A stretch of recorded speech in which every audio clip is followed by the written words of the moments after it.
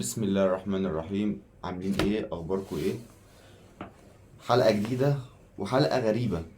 اتمنى ان انتوا تشوفوها كلها. تمام. امبارح الاهلي خسر 2-1 وخلصنا خلاص وفقدنا صدارة المجموعة وصعدنا تاني الحمد لله وخلاص والدنيا مشيت. وهنشوف بقى اللي بعد كده، ولسه هنشوف. بنتكلم امبارح في الصفقات وبنتكلم من اللعيبة اللي تمشي وبنتكلم. نفوجئ امبارح بمؤتمر ما يتسمش الا بالضحك. قسما بالله ضحك فقط لا غير، مفيش كلام تاني، هو ضحك.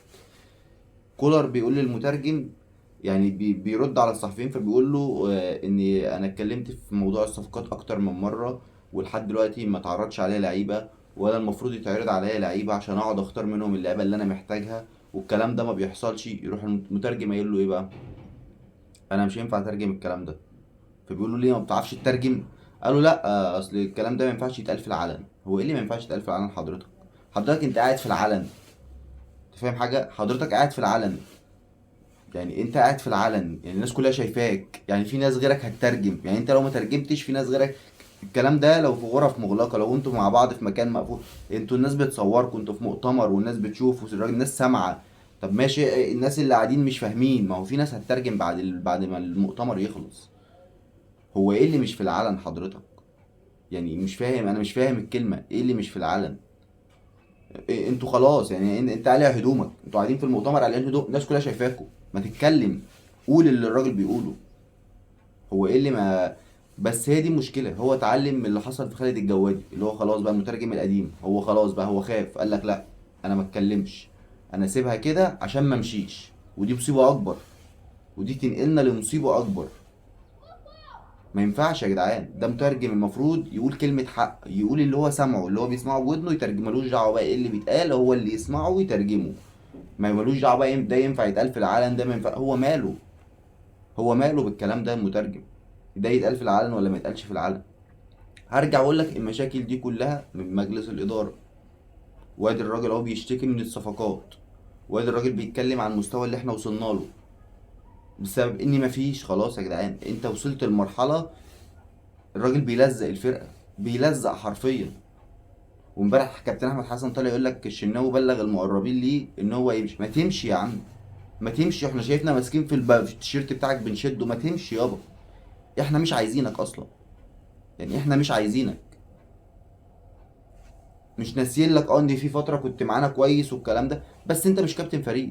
انت مش كابتن فريق، وجيت اخر فتره خدت ولا مستوى، ولا بتعرف تلم الفرقه، ومشاكل. مجرد ما كابتن سيد مشي من الفرقه مصايبك كلها بانت. كابتن سيد كان مغطي عليك، يعني كان مغطي البلاوي بتاعتك. فانت جاي دلوقتي انا ما تمشي، احنا اصلا بنطالب ان انت تمشي، مش عايزينك تقعد والله. اتفضل، وما تستناش لاخر الموسم، احنا في انتقالات اهو، اتكل على الله. وكابتن اكرم ما تستناش للصيف، اتكل على الله. احنا خلاص زهقنا، امشوا يا جدعان. هو النادي الاهلي لما انتوا تمشوا هنقفل باب النادي وخلاص يا جدعان؟ مش هنلعب كرة تاني؟ هنلعب وهنكمل وهناخد بطولات، ايه المشكلة؟ فاتكلوا على الله. اللي عايز يمشي باب النادي مفتوح، اتكلوا على الله، امشوا خلاص، احنا مش عايزين. والله والله إيه، كابتن محمود الخطيب والناس اللي مسؤولة عن التعاقدات ومين يمشي ومين يجي وكولر، انتوا يا جدعان لو ناس بتشوف وبتفهم زينا، يعني زينا كده، ناس بقى عندكم عينين وبتشوفوا زينا، ولا الشناوي يقعد في الاهلي، ولا خالد عبد الفتاح يقعد في الاهلي، ولا رامي ربيعه يقعد في الاهلي، ولا كريم نيدفيد يقعد في الاهلي، ولا رضا سليم، ولا اشرف داري، ولا يحيى عطية الله. فضي يا عم الفرقه دي. ولا كهربا. فضي الفرقه دي. انت كهربا عامل لك مشاكل، الشناوي عامل لك مشاكل في جوه الفرقه، جوه اوضه اللبس. تمام. حاطط حاشي لعيبه في القايمه. اشرف داري مصاب من ساعه ما جه. بتاع ده خالد عبد الفتاح على الله، زي ما احنا اتكلمنا مفيش لاعب كوره. مفيش لاعب كوره. كريم نيدفيد نفس الكلام، مش لاعب كوره يا جدعان. يحيى عطية الله من ساعه ما جه ما جابش مستوى كريم الدبيس، مش احنا جايبينه يعوض علي معلول، لا هو ما جابش مستوى كريم الدبيس. وبعد كده اتصاب. رضا سليم جايبينه كان بيطلع نار من بقه، رضا سليم جه عندنا مفيش خلاص. مفيش. طب مشي بقى يا عم، مشي اللعيبه ديت. انت هتفضل لحد امتى مقعدهم حاشي القايمه؟ اقول لك حاجه، طلع بدلهم ناشئين، انا راضي. طلع بدلهم ناشئين انا راضي. لكن انت هتفضل حاشيل القايمه بالناس ديت؟ طب وبعدين؟ يعني بعدين انت هتفضل حاشيل القايمه بالناس دي وبعدين؟ ايه اللي بعد كده؟ الراجل كولر اقسم بالله ما يتلام عليه 1%. 1% ما يتلام عليه.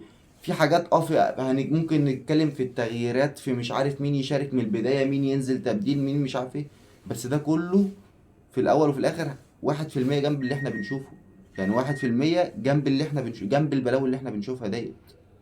دي بلاوي، أقسم برب العزة بلاوي. مترجم مش عايز يترجم، أوضة لبس هرجلة، مشاكل، مش عارف ايه، ما عندكش لعيبة، فضيت الفرقة من لعيبة، فضيت الفرقة من عبد المنعم، حمدي فتحي، ديانج، أحمد عبد القادر، مين تاني، في لعيبة كتير. انت مشيت فرقة، مشيت فرقة كاملة، ومحمد شريف مشيت فرقة. عوضتهم بمين بقى؟ ما جبتش حد، ما جبتش حد. كابتن سيد عبد الحفيظ انت خرجته، قول لي من ساعه ما خرجته كده المشاكل عندك عامله ازاي جوه في اوضه اللبس؟ طب انت خرجت سيد عبد الحفيظ ليه؟ الراجل ده كان محافظ لك على اوضه اللبس، انت خرجته ليه؟ تفهم؟ محدش فينا يفهم، تعرف؟ محدش فينا يعرف. والمشاكل في زياده، المشاكل في زياده، اوضه اللبس فيها هرجله، في مشاكل كتير. طب وبعدين؟ الحل ايه؟ الحل ايه؟ الحل يا جدعان بهدوء، بالراحه. كل واحد يشوف شغله بما يرضي الله، عشان خاطر النادي الاهلي مش عشان خاطر حد تاني. كل واحد يشوف شغله بما يرضي الله. محتاجين نتحرك بسرعه، عندنا ماتش فاركو بعد كده بيراميدز. لو قابلنا بيراميدز بالسكواد ده هنتهان، زي ما بقول هنتهان قسما بالله. ما ينفعش. والناس بتوع السوشيال التقال من بدري عمالين يتكلموا، ويا جدعان الصفقات، ويا جدعان الفرقه بتفضل قاعد يقول لك دول لجان ومش لجان. لجان ايه؟ الناس خايفه على النادي، الناس بتقول اللي هي شايفاه. احنا بنتفرج وبنشوف وبنعرف نتكلم، وعارفين ايه اللي فرقتنا ناقصاه، وايه اللي عايزينه، وايه اللي المفروض يحصل. مش معنى ان انا بنتقد مجلس الاداره يبقى ده لجنه وده لجنه. الناس التقيله في السوشيال ميديا وانتوا كلكم عارفين. فما ينفعش. انت لازم دلوقتي توجد صفقات من النهارده، معاك 3 ايام تكون ولا 4 ايام تكون جايب فيهم 5 6 صفقات على الاقل، وتمشي الراتش ده كله. الراتش ده كله يمشي. لكن بالوضع ده مش هينفع.